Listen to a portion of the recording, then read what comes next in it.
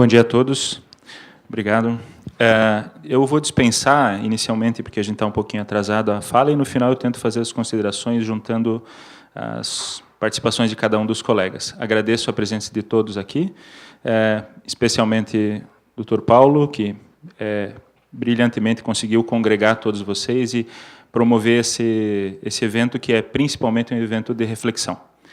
Obrigado. E vou convidar, então, para começar aqui, a Rafaela, que vai nos falar sobre o desafio da implantação de protocolos gerenciados. Rafaela, você tem 20 minutos. Bom dia a todos. Gostaria muito, imensamente, de agradecer o convite.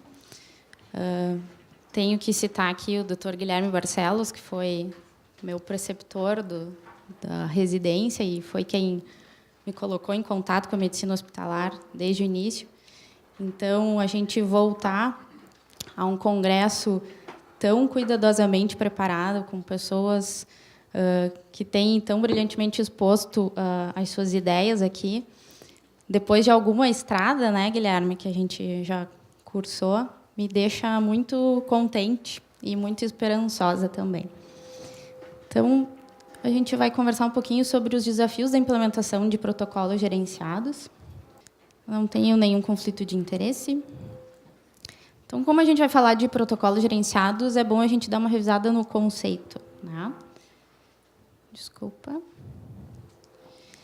Então, eu achei 2 aqui para trazer que eu achei interessantes. Então, são rotinas de cuidados e ações de gestão de um determinado serviço, equipe ou departamento, que estão respaldadas em evidências científicas que servem para orientar fluxos, condutas e procedimentos clínicos dos trabalhadores dos serviços de saúde. E tem uma definição do Ministério da Saúde que ela é até um pouquinho mais abrangente. Ele fala em conjunto de diretrizes, estratégias, critérios e pautas provenientes de uma revisão sistemática da evidência científica disponível, que é apresentado de maneira estruturada e elaborado com o objetivo de auxiliar os profissionais de saúde e os pacientes em suas decisões. Então, esse conceito do Ministério da Saúde coloca o paciente, mais uma vez, como também um autor, um ator ativo do seu processo de saúde. Então, a gente fala muito de protocolos gerenciados, protocolos assistenciais e os seus sinônimos, né? Então, por que se fala tanto nisso? Por que a gente faz?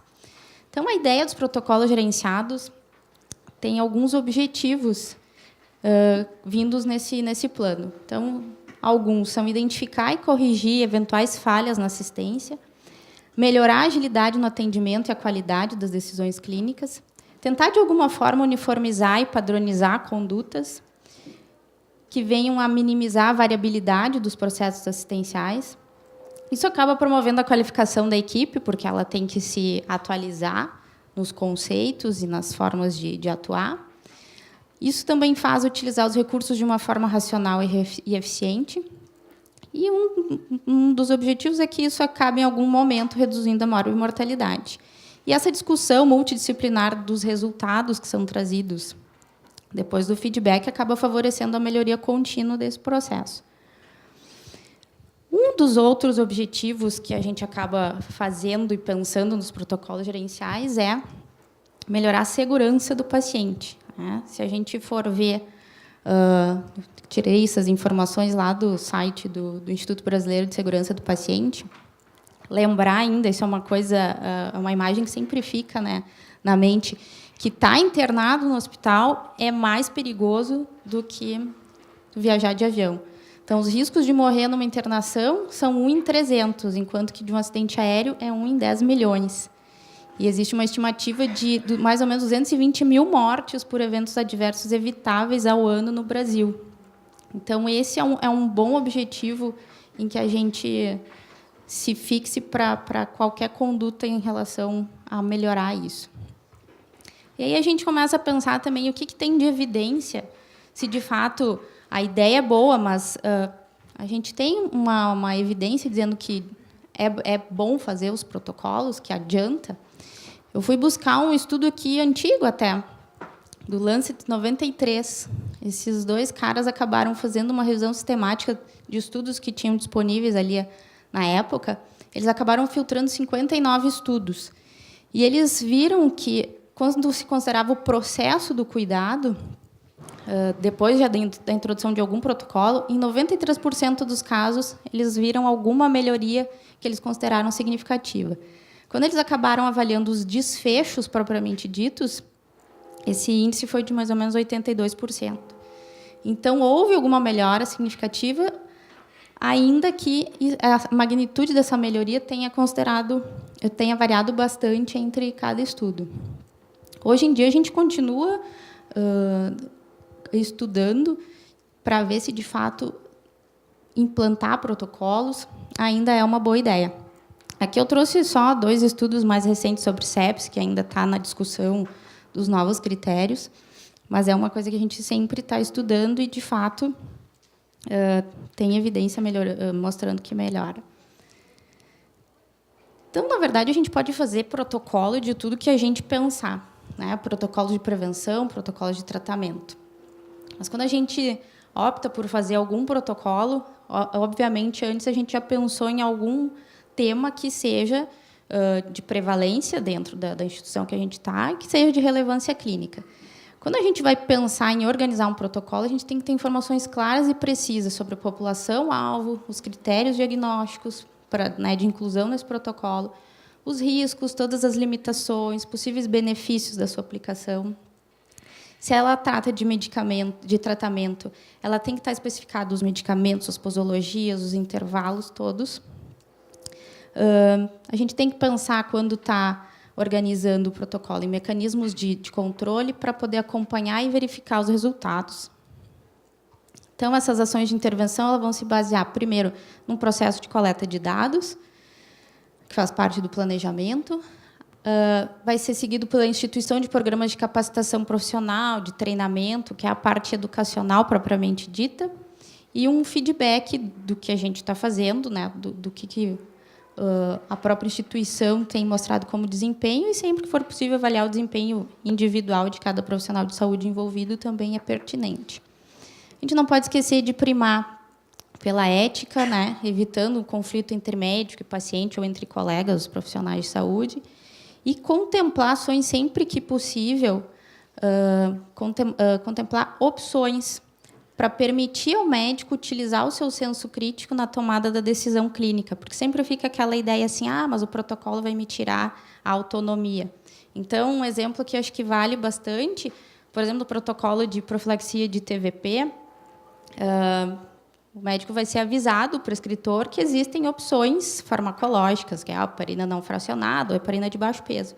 Então, mostrar essas opções tira um pouco aquele peso de dizer, você só tem esta alternativa, faça isso ou não se inclua no projeto.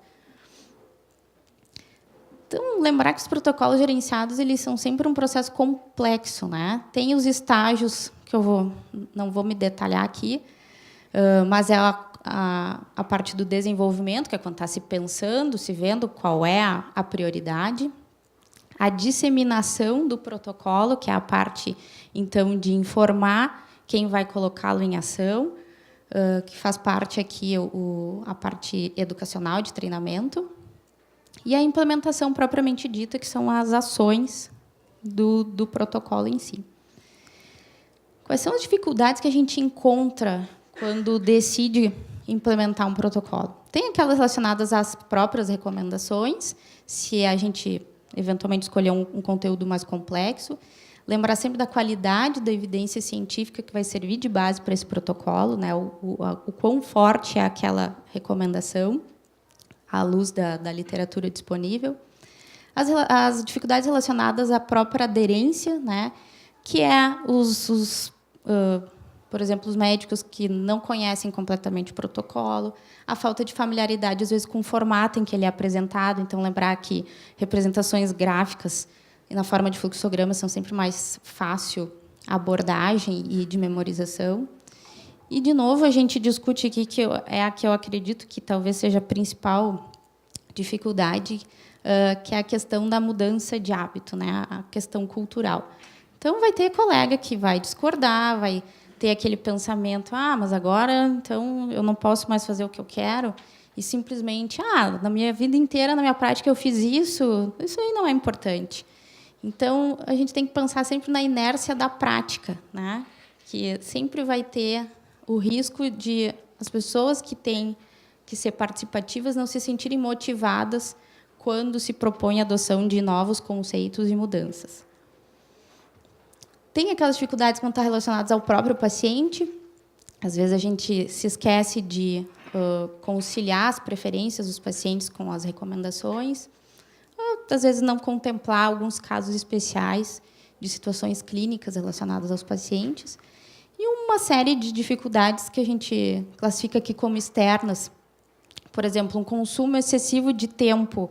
Temos que preencher um protocolo, um formulário de antibiótico, de prescrição de antibiótico. Se é alguma coisa que vai levar mais de 5, 10 segundos para fazer, já não começa bem, porque o médico que é prescritor já vai achar que aquilo ali está atrasando, então tem que ser coisas de fato objetivas.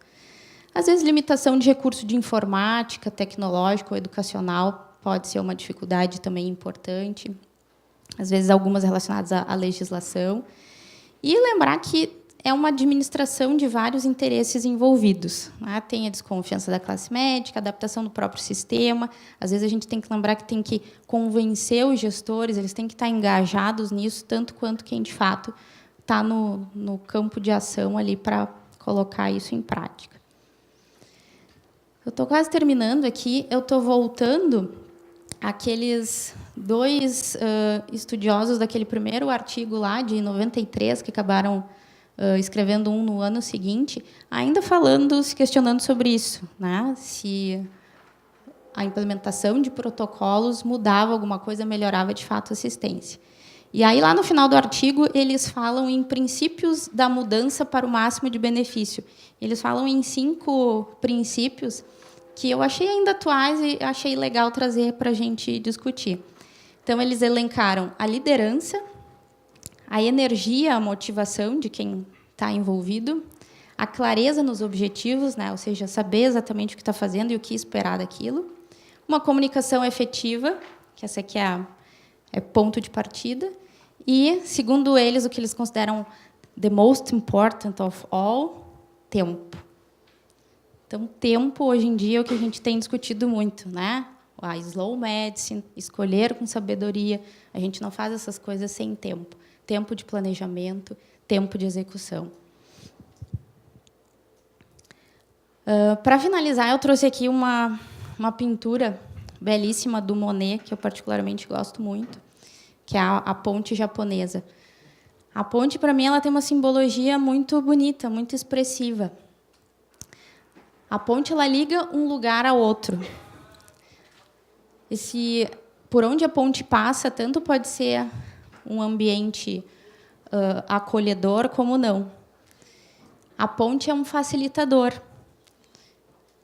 Então, eu acho que o trabalho que a gente faz aqui, toda essa discussão, desde ontem que a gente está tendo, e todas as medidas que a gente pensa em melhorar a segurança, a assistência do paciente, a gente usa de facilitadores. Então, o meu desejo para cá é que nós sejamos pontes, nós sejamos facilitadores de mudanças. Então, de novo, muito lisonjeada com o convite, agradeço a oportunidade.